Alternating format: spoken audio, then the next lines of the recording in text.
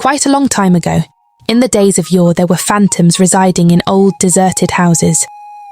In a little town, there was an old and run-down house that was popular for being spooky by an unnerving phantom. Michael and his companions, including Jack, Sarah and Tom, chose one day to test the tale of the apparition's presence. Their arrangement was to visit the old house around evening time and check whether the phantom was genuine. On a twilight evening, without any mists overhead and the evening glow projecting its gleam all over, Michael and his companions set off towards the old house. Everybody was frightened, yet their interest made a big difference for them. At the point when they arrived at the entryway of the house, they looked inside. The entryway was made of old wood and squeaked with each slight touch.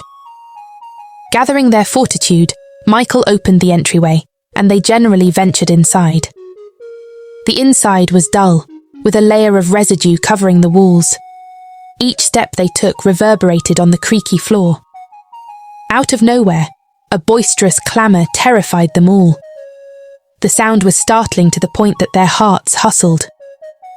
Sarah shouted, Jack got Michael's hand, and Tom began to step back. They saw a shadowy figure show up before them. "Who are you, and what are you doing here?" a profound, weighty voice repeated. Michael, shaking, said, "We just came to check whether the apparition here is genuine. We're grieved in the event that we upset you." The shadowy figure drew nearer and said, "This is my home, and I have been residing here for a long time.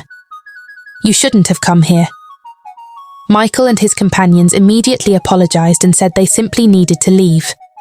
The apparition said, "Leave currently. However, recall, the account of this house will continuously be valid." They ran out, frightened, and began running back to the town. At the point when they arrived at the town, they educated everybody regarding their startling experience.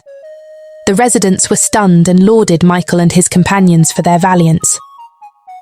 After that evening, Michael and his companions at no point ever went close to the old house in the future.